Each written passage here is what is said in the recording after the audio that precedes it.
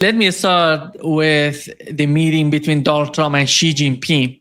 And we had the Iranian foreign minister going to China, talking with China. I'm sure that he said about Iranian position and with the case of the Strait of Hormuz and the ongoing war between Iran and the United States, it was coordinated before between the two foreign ministers, Iranian foreign minister and Wang Yi, the Chinese foreign minister. And then we have Donald Trump going to China. From what we've heard so far, the announcement, they were talking about basically 2 points of what in that statement of White House was about the Strait of Hormuz. One of them was that we have to open up the Strait of Hormuz. The second one, demilitarization of the Strait of Hormuz. I don't know if because they were talking about the toll system that Iran is trying to define in the Strait of Hormuz, or has defined in the Strait of Hormuz. Has defined. Yeah.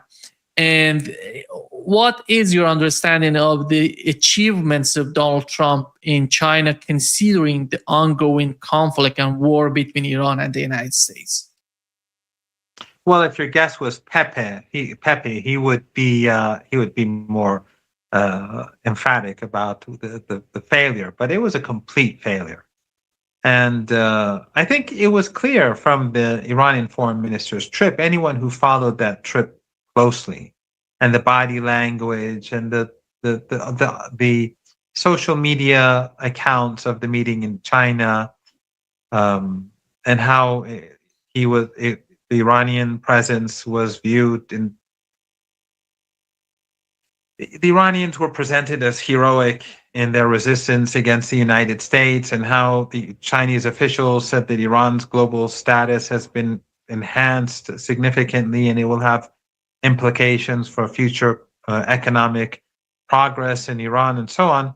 It was clear that the two countries, when the foreign ministers met and compared notes, they were coordinating. And also the 30 ships that left the Strait of Hormuz on the same day of the negotiations, that was something that the two countries had negotiated over days. And it was not by coincidence that it happened on the day of the negotiations. And of course, there was no joint statement by the two sides. Nothing really came out of it. Even the Boeing planes, it's not clear if that's really a real deal or just some general comments made at the negotiating table. And we saw later on that in his in one of his interviews, Trump basically admitted that the Chinese said nothing about the Iranian nuclear program. Trump said that Iranians are crazy and that they shouldn't have a nuclear weapon, and President Xi didn't respond. He just, went quiet and the conversation continued. So I think that it's fair to say that the American spin on the entire trip is detached from reality, and the part on Iran is even more detached from reality.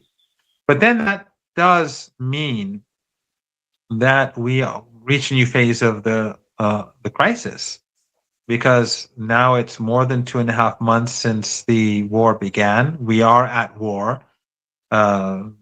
This is siege warfare. The United States has blocked the Strait of Hormuz, and the global economy is heading towards crisis. Iran is heading towards greater difficulty at home too. But I personally think the world is going to be more damaged than Iran in the long run, because Iran has been under siege for decades, and it will cope. And it will be difficult, especially since damage has been done. But I think the United States knows that this siege warfare is not going to succeed, and that's why we had that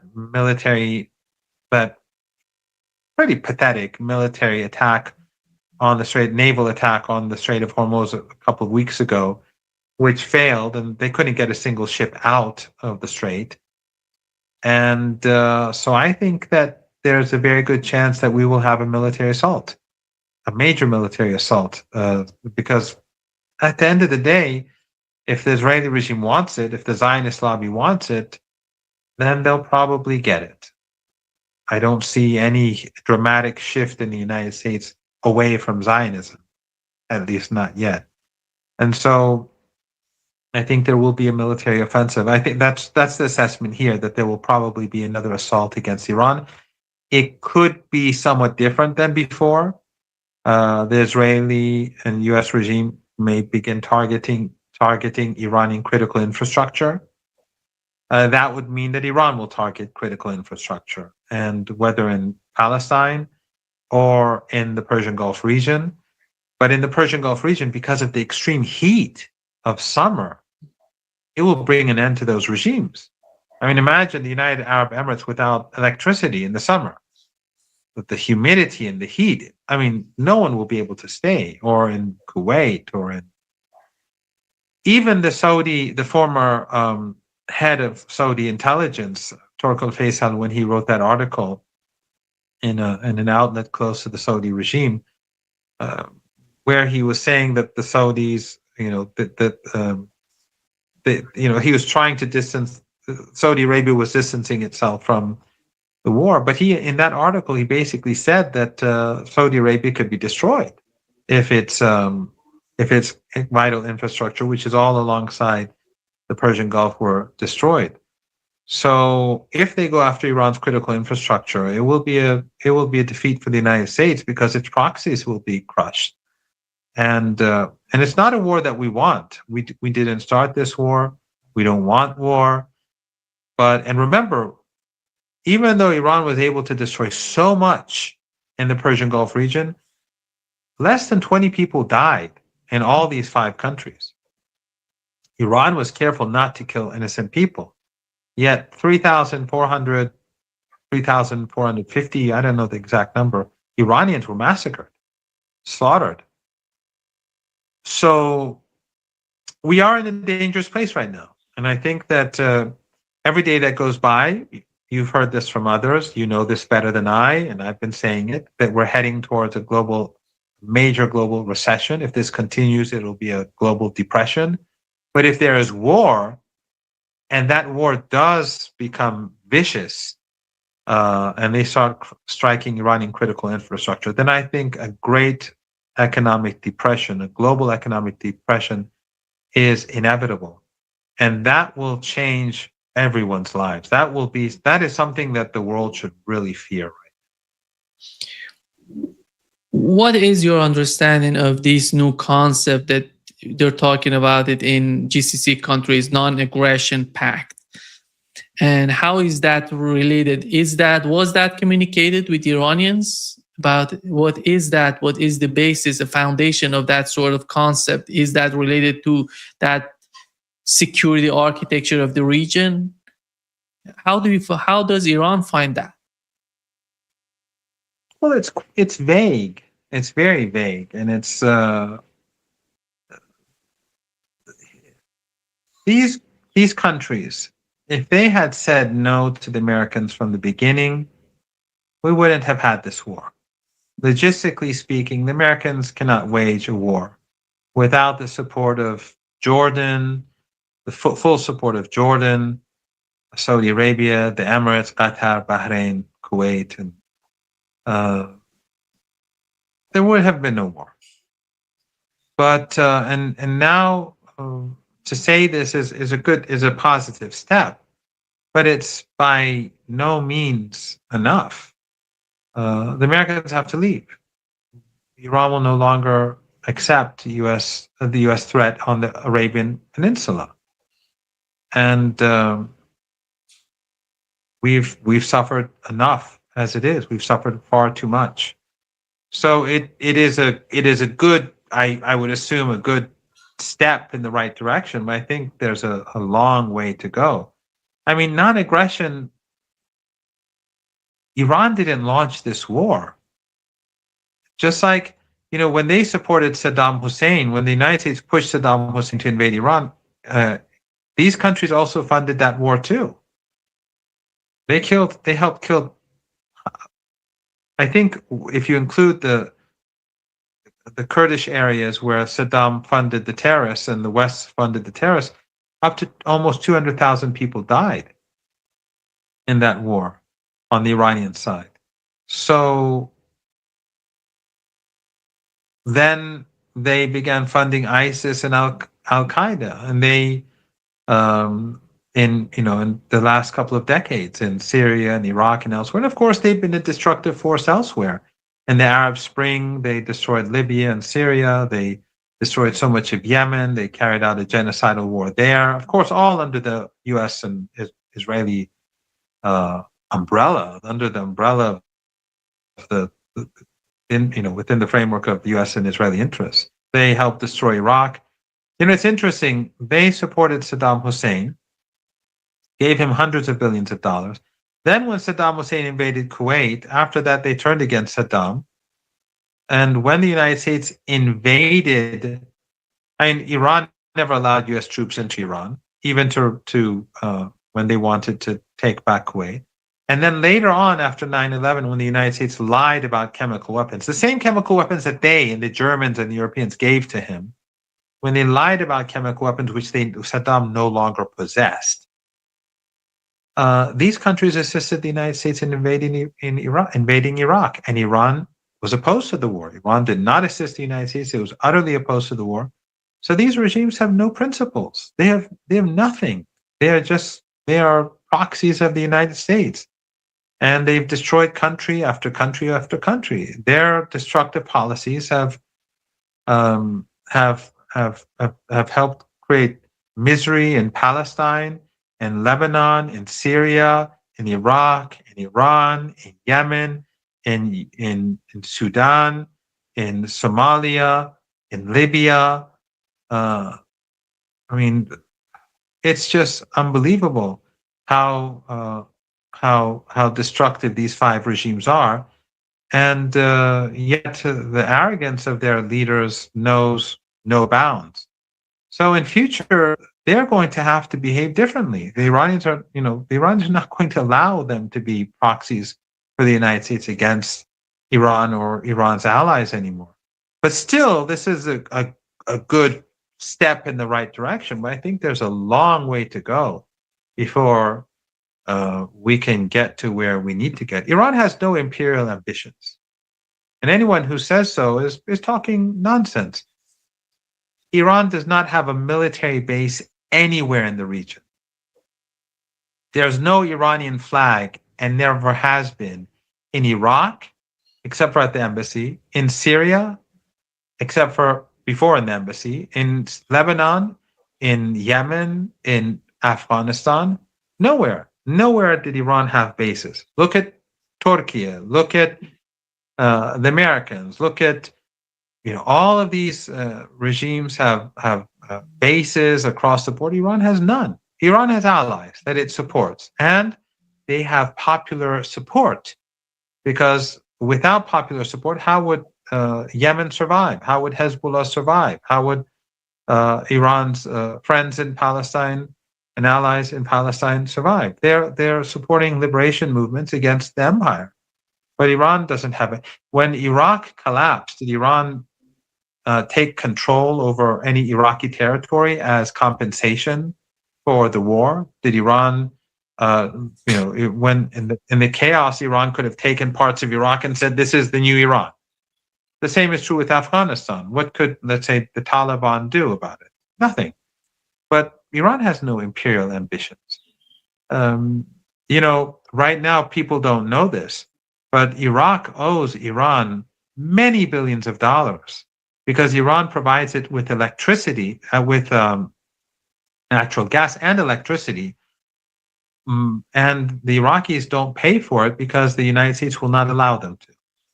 But Iran won't cut off the gas right now, even though Iran, because of the war and the strikes on Iranian gas and gas facilities, Iran has a shortage of sorts, but Iran continues to provide them with energy so that they can have electricity for their cities. So Iran is spending money in Iraq and providing Iraq energy resources and not being paid for it because they don't want the Iraqi people to go without electricity. And Iran is sanctioned under war. So, Iran doesn't have imperial ambitions, but these countries have done infinite harm to our country. When it comes to war, new round of war, 2 days ago, I was listening to one of the commanders in Iran. He said that they expect in the United States they're going to attack, but the way they're going to attack is of question for them. It's going to be assassination. It's going to be invasion. It's going to be the attacks on power grids or oil facilities. This is the question on their part. They're assessing or reassessing the new attacks. But how prepared is Iran when it comes to the Iranian arsenal, when it comes to the ballistic missiles and drones? We have two assessments in the West. One of them was CBS News, if I'm not mistaken, and together with New York Times, predicting that 70% of Iranian arsenal is there, and they have it compared to what they have, 70% of what they had before the war started. And the new assessment in CNN says that it's 90%. What is that number, and what do we know about how prepared is Iran for the new round of war? Iran is militarily speaking, not economically speaking. Economically speaking, Iran is in a tough place. But militarily speaking, Iran is stronger today than before the war, significantly stronger. Iran's missile arsenal is stronger than it was before the war.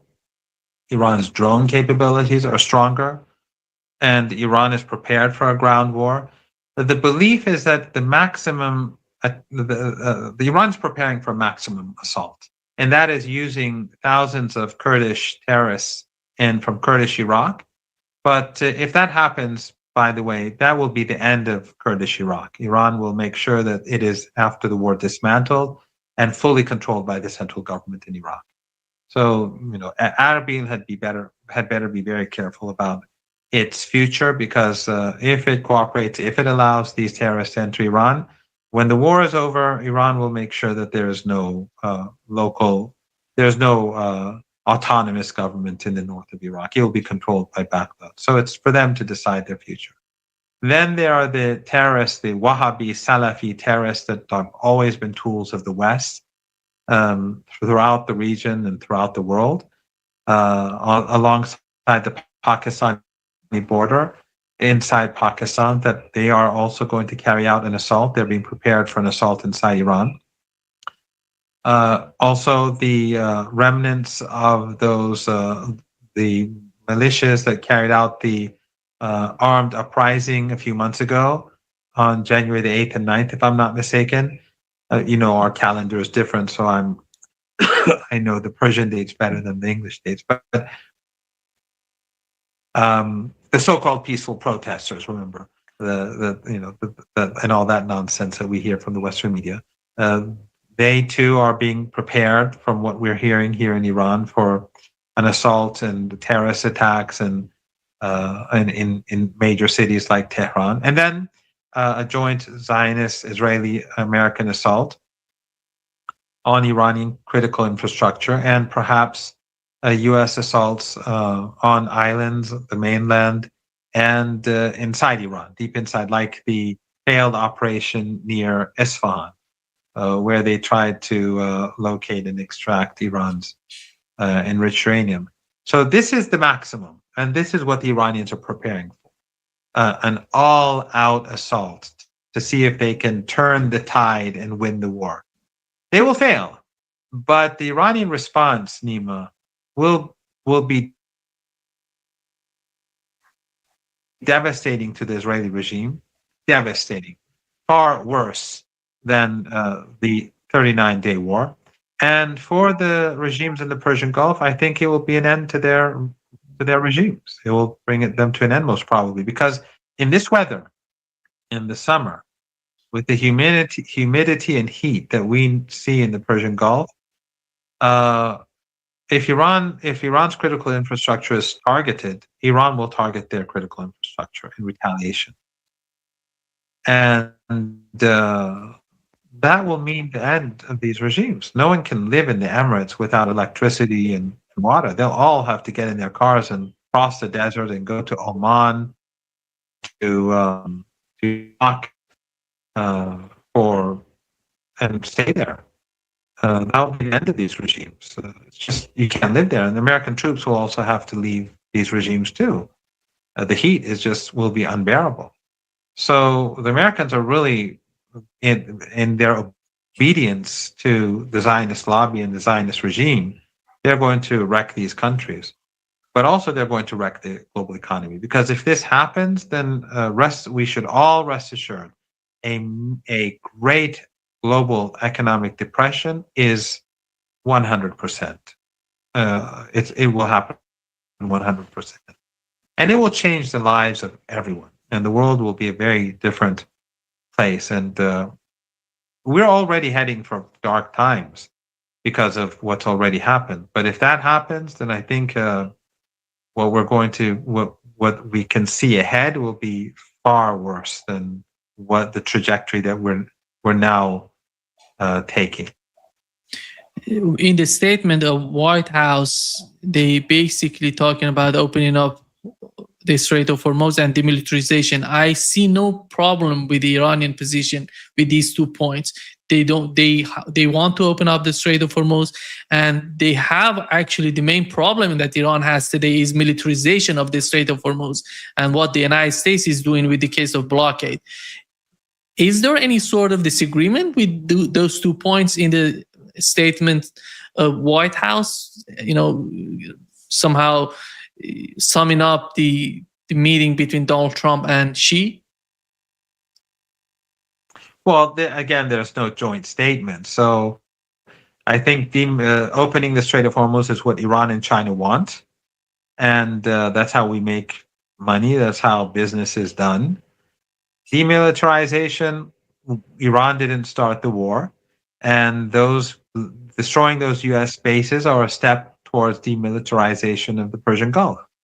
And the reason why Iran is going to control the Strait of Hormuz is not just for compensation for what these Arab regimes helped do to Iran, but also to make sure that the United States does not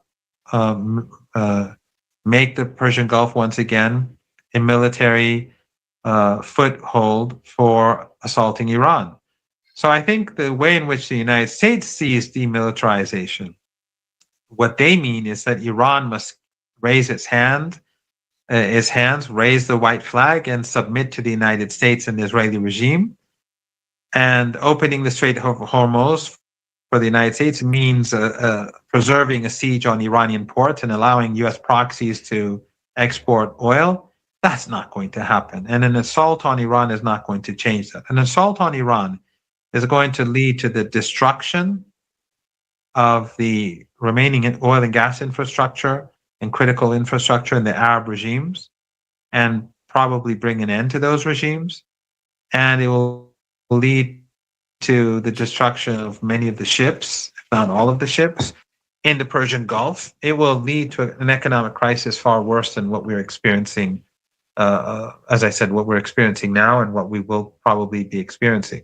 This is not a situation where the Americans can win, but this is a war that the Israeli regime wants. It's a war that the Israeli regime demands. It is a war that Zionists demand.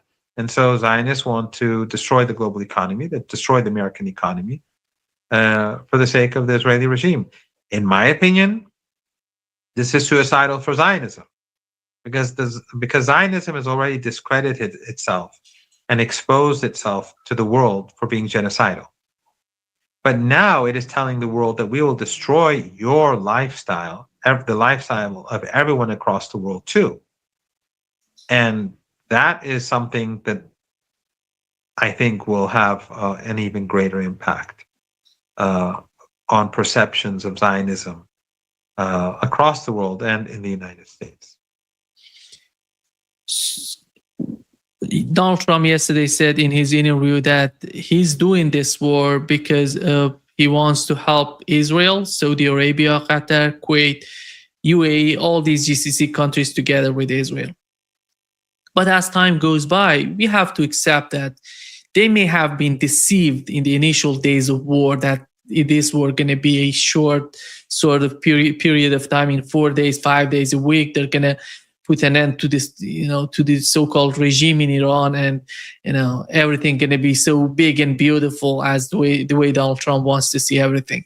But today, the assessment, in my opinion, on the part of GCC countries, basically Saudi Arabia and Qatar, is totally different from what it was before this war started. They see the reality of Iran today and how Iran is powerful. They're not selling oil, they're not selling gas, they're not selling anything. That's a huge burden on their economy. This is the reality, the new reality of the Middle East. And how do you see these countries, GCC countries, with this policy of the continuation of the war? Because Donald Trump is selling his oil and gas, but these countries in the Persian Gulf, not only the GCC country, Iran, they're putting a lot of pressure on the region. The whole region is under pressure. The United States, the blockade of the United States. How do you see the situation with GCC countries and the way they see the conflict? Well, I think that Trump, when he said he did this, he said Israel, and then he added, Saudi Arabia and Qatar and the Emirates, and which I think was sort of like, oh, I have to add them too. It wasn't for them. And then as an afterthought, he said Kuwait and Bahrain, and those are the two countries that I think he and his family make no money from. It's the countries that he makes money from, his kids. And his partners, and the Witkoffs and his son-in-law, they are the Emirates, Saudi Arabia, and Qatar. Qatar and these two others, they are very close to these Zionists. So and provide them with lots of money. So, but it was for Israel. I mean, it was for the Israeli regime, of course. But I think as soon as he said Israel, then he said, "Oh, this doesn't look good." So he said, for all these others. But I think you're right. I think these regimes, they miscalculated in a very big way. They thought that the war would be over in a few days, as you rightly pointed out. They would be able to have the best of both worlds. They could pretend that they had nothing to do with it, as they still do. And I once had a student who plagiarized extensively, and when I showed the student, I won't say if it's a male or female. I just want to make sure no one has any idea who I'm talking about. I've had many students, of course, over the last 23 years, MA and PhD students who have theses, but who've done their theses with me, and students who've done papers with me too. So it'll be difficult to guess. But that student, male or female, when I told the person that, look, this is where you took this from, and I worked hard to find them out. Back then, they didn't have these new apps which find them. You're an academic, you know what I'm talking about. So I had to search and take out. Search sentences and so on because I was suspicious. And then I found all these from different sources. And I put it to that person and I said, "What is this?" And that person said, "I don't know." And I said, "Well, how about this? Where did this go?" "I don't understand." And it made me more upset, because if the person had just said, "I'm terribly sorry, my father was ill, or my mother was this, or my sister was that, or my wife was this, or my husband was that," it would have been more acceptable to me than for the person to express shock that, as if the person had no idea what had happened. So the person kept saying to me that, "I don't know." And I kept showing bits and pieces and paragraphs. And so these countries are sort of like that student. We didn't have anything to do with it. I mean, the bases are on your territory. You're paying for those bases. They're not even paying for the bases. You're paying for all the activities on the bases. You are giving them logistical support. When they flee the bases, you're allowing them to target Iran from outside of the bases. You're allowing them to use your airspace. And they say, no, we're just, we're neutral. It's like that student who's saying, "Don't ask me. I don't know where the plagiarism came from." So, it's the student does that. It's an insult to our intelligence when these dictatorships in the Persian Gulf these proxies of the United States and allies of the Israeli regime. All of them are allies, and Qatar, all of them are allies. I mean, the Emirates has taken it above and beyond everyone else, but they all have their secret dealings with the Israeli regime, and intelligence officers go back and forth. Iran is not stupid. Iran knows that every single country in this region is, whether it's the Republic of Azerbaijan, or increasingly now Armenia, or Turkey, or Jordan, or Egypt, or Saudi Arabia, all of them are in bed, or the Kurdish autonomous region in northern Iraq, or the Syrian regime, all of them are in bed with the Israeli regime, all of them, in one form or another. But in any case, for them to sort of, say that no, we're neutral is an insult to one's intelligence. It's if they just said we were forced to do this, we had no, that would have been a more sane thing to say and do. But in any case, they miscalculated big time, and now they have to pay the price. And Iran is not going to let them go. Iran is not going to destroy them. Iran wants compensation. But if this war continues, there is no doubt that Iran will retaliate. Because if you do not retaliate, you're inviting the destruction of your country. Iran did not start the war. It never initiated escalation. Never. But remember, when they began striking Iranian critical infrastructure, Iran hit Qatar very hard and the Emirates hard.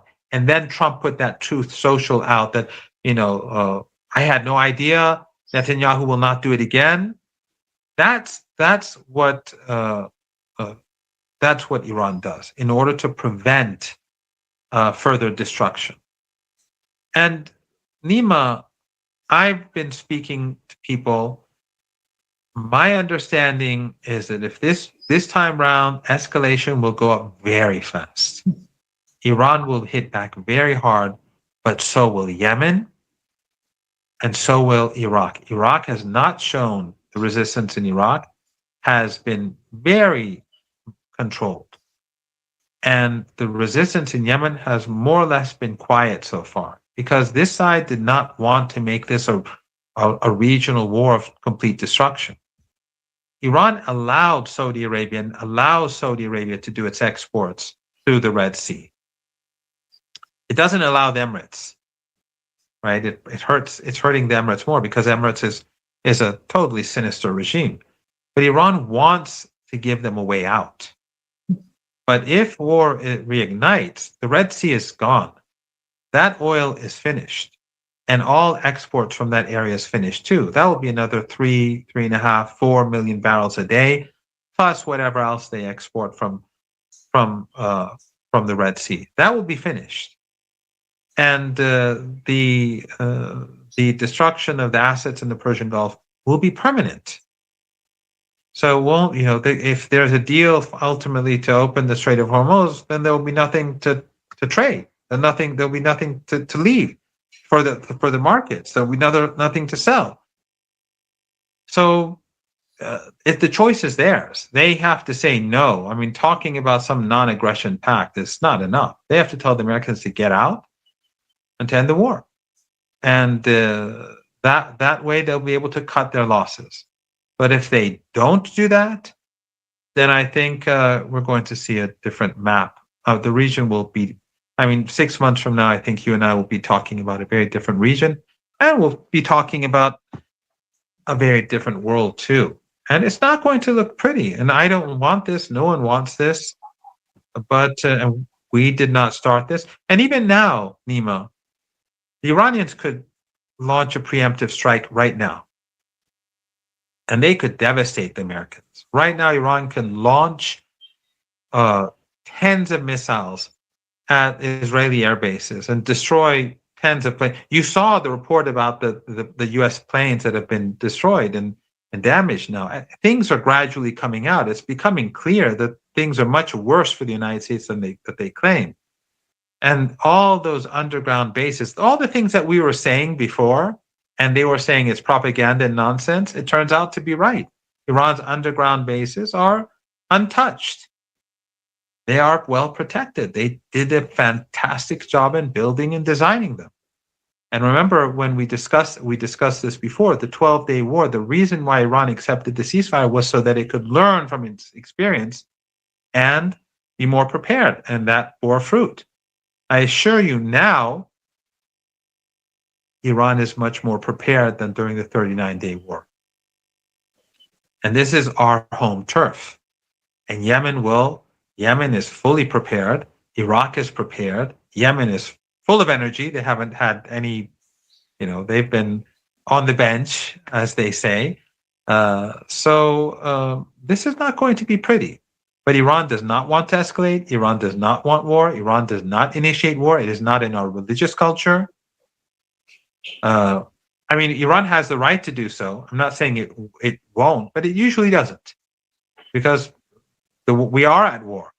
Iran can legitimately carry out a preemptive strike right now and destroy American assets across the board. But that's usually not what Iran does. We are far more humane than all of those others.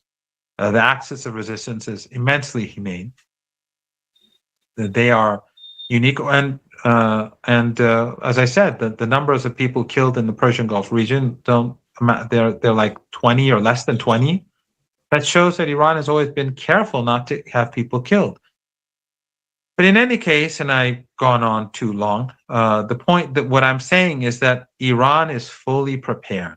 This time, escalation will be very swift, and destruction will be immense.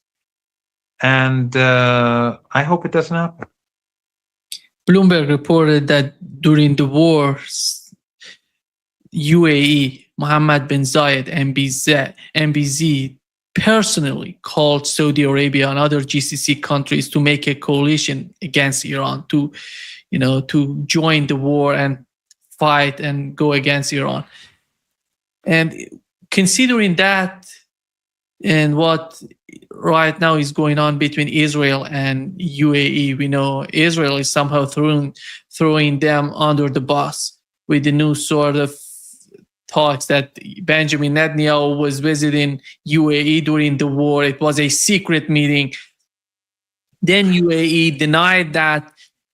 And then Israel doubled down and said not only Benjamin Netanyahu, the head of Mossad, the head of Shin Bet, the Joint Chief of Staff of IDF, all together went to, what are they doing to UAE? Because it's supposed to be their best friend in the region. Nima, there's a very bad word for this in Persian. They say they did so and so to that person. It's like, it's just amazing how Israel is so, as we say, najis. It is so dirty. It is so filthy that being associated with it, just having your name alongside it, gives you a bad reputation. It's like a man or a woman who has has a relationship with some very, bad person, and then that's exposed. Your relationship, that person's relationship, is in ruins. And so that is what the Israeli regime is. It is a source of shame to be associated with it. And the thing about the Israeli regime is they don't care about their so-called friends. They'll throw them under the bus anytime. Why would Netanyahu do this to the Emirates? Probably because Netanyahu wants to tell the Israeli public that, look, I've infiltrated this deep into the Arab world, and I'm, because he has no success story. Gaza is not a success. Lebanon is definitely not a success. Look at what Hezbollah is doing. Across the world, people contact me and speak about the greatness of Iran and the Axis and the Islamic Republic, and I mean, so many people have spoken in praise of the Islamic Republic, but the true heroes are Hezbollah and Lebanon. The sacrifices that the people of Lebanon and the resistance are making, but but at the same time humiliating this racist regime is extraordinary. So Netanyahu, except for in Syria, he has no success story. And I think the reason why he's humiliating the Emirates is for his own personal gain. Just like everything else he does is for his own personal gain. He doesn't care about it. I don't think he cares about Israel as much as he cares about himself at all. So, and what he said, and all this is harming Israel, no doubt. Because no other country, everyone is going from now on. No one is going to go and see that corrupt woman or man, in private anymore. So I'm trying to say it in a way which is not impolite. But the Emirates, we knew their relationship with the Israeli regime, and throughout the war, that's the main reason why Iran hit the Emirates so hard. And that's why it punished it so badly. It knew that the Emirates was deeply committed to its alliance with its overlords in Tel Aviv. But the Saudis and the others were complicit in the war too. It's not as if they weren't. But the fact is that they are not a fighting force. The Saudis and the Emirates and the Kuwaitis and the Bahrainis and the Qataris, they buy all of these weapons from the United States, but they can't use them. The Saudis, with the help of the entire West and the region, especially at the beginning, Turkey and Qatar were helping them in their genocidal war in Yemen.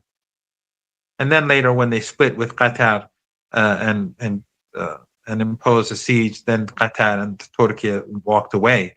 But the entire world was helping them starve Yemen and carry out this genocidal war, just like what later happened in Gaza. It began in Yemen, and they failed with all that weaponry and all the money that they've spent on their armed forces. They're incompetent. They're incapable of fighting. Most of these weapons are bought for the kickbacks and the commissions that the princes get and the elites get, both on both sides in the United States and in these countries. I mean, Qatar has a population of 350,000. Like, what is its armed forces going to do? How is it going to fight? Where are the pilots to man to fly the planes or whatever navy they have? So no one, this is not serious talk.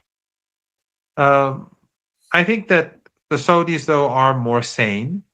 And that's why the Iranians allowed the Saudis to preserve their exports through the Red Sea, because Iran wants to give them an off-ramp. But where we are now is not nearly enough. If a war is launched against Iran today, then it will be very bad news for these regimes in the Persian Gulf. And of course, I don't name Jordan that much, but Jordan is a proxy of the Israeli regime. And it has been deeply involved in this war, and it has done whatever it could to help the Israeli regime during the 12-day war and to help the Israeli regime during the 39-day war. And in any future assault, it will do whatever it can to assist its overlords in Tel Aviv.